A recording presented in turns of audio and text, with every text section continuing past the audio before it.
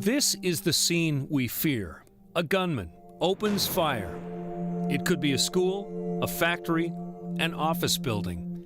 In this case, it's a casino, and I'm in the middle of it.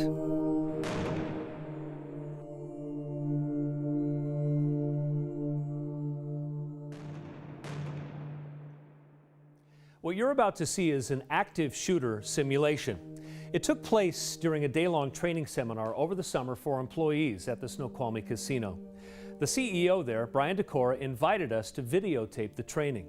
We used a number of different cameras to capture what happened from every angle, all of it in real time. Brian's reason for the training is deeply personal. He was in Las Vegas last fall when a gunman opened fire, killing 59 people at a country music concert.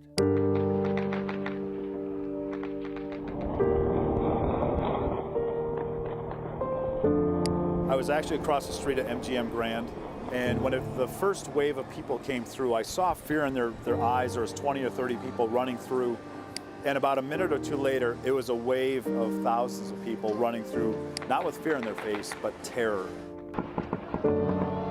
Last fall's mass shooting in Las Vegas confirmed what Brian Decora knew. Casinos, just like any other business, can be a target. As an industry, we were there to talk about active shooter preparedness because we know we're a soft target. So when it happened on the first night that we all arrived to Las Vegas, it was very ironic, very surreal. And it cemented in Brian's mind a decision to formally train his staff back home at the Snoqualmie Casino.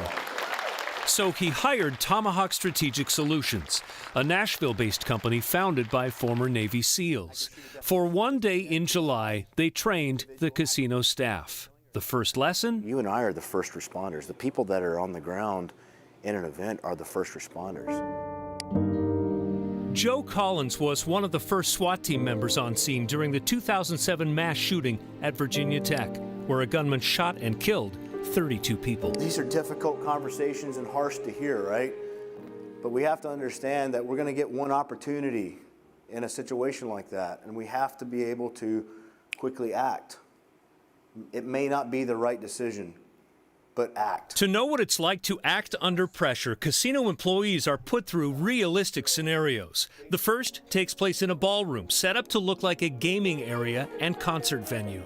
The shooter, played by instructor Doc Harris, enters the room and opens fire.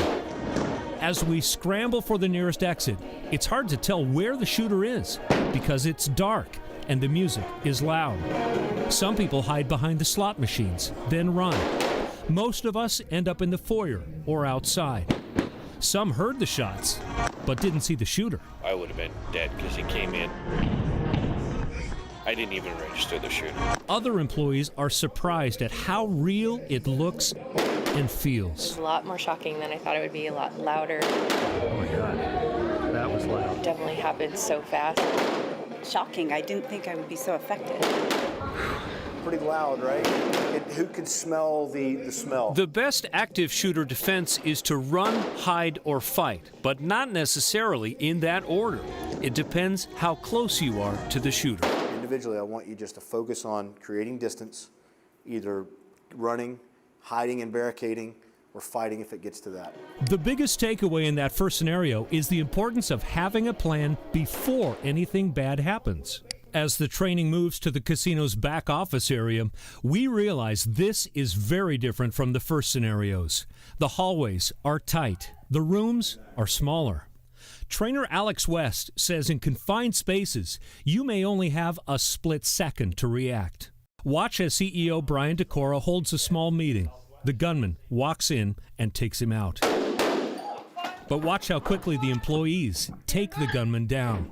Had they done nothing, everyone could have been killed. Perfect. Great job, guys. The other lesson we learn in the office area: the noise is overwhelming. And because it echoes, God, it's loud. It's hard to tell where it's coming from. Alert employees recognize the danger and quickly lock doors to keep the shooter out. End exercise, end exercise, end exercise. Go ahead and head to the debrief area. During our final debrief, I see a new sense of confidence emerging. How many of you barricaded with furniture? Good. Furniture barricades are a good tactic, but hiding right behind a door is not. Because doors attract bullets. They are magnets. People shoot through them. How many of you hid under desk? Be honest with me. Joe asks that question because it's common for people to find a good hiding place and then check out.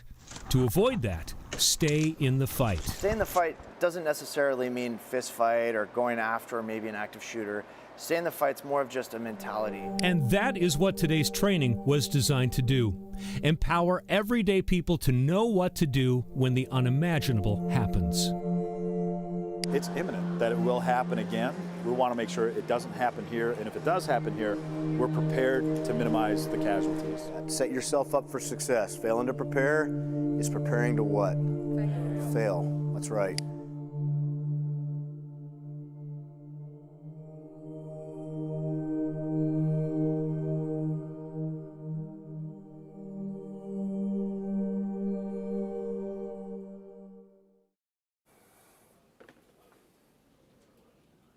So I have to tell you, that was a really powerful day that really affected all of us who were there, including my photographer, Joseph Huerta, behind the lens right here.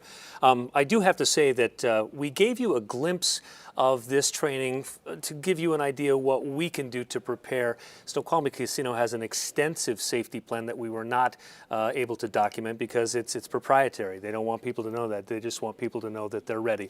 So I want you guys to think about this. Have a plan. What does that mean? If you look around, when I got back from this training, if you look around my workspace here at King 5, when I came back from that training, I asked myself, okay, where are the exits? And identified where some escape routes are. Where are some of the doors that have good deadbolts? Where are the good heavy doors? So that's a big part of assessing what it means to have a plan. And the trainer said, do that wherever you go throughout the day. If you're at a restaurant, if you're at your kid's school, wherever, take a moment right when you get in. This isn't about being paranoid. It's taking a few seconds when you arrive at a new location, but especially at work, to ask, what if? What if?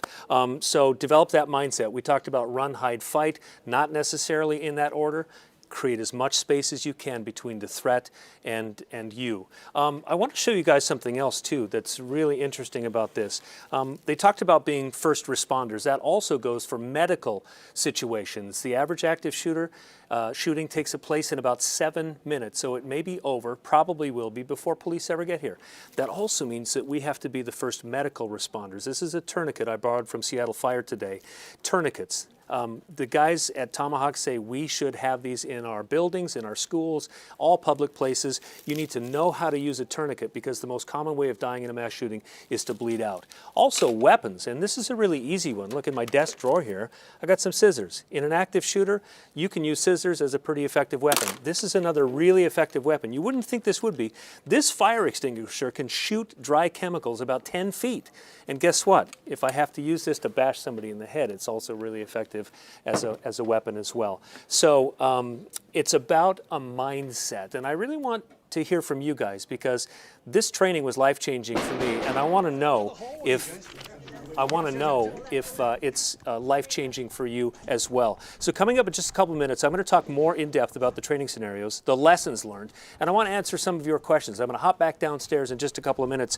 You can text your questions or comments to ZipWhip at 206-448-4545. I want to hear from you. I'm going to be answering some of those questions coming up on the other side of the break. We'll be right back.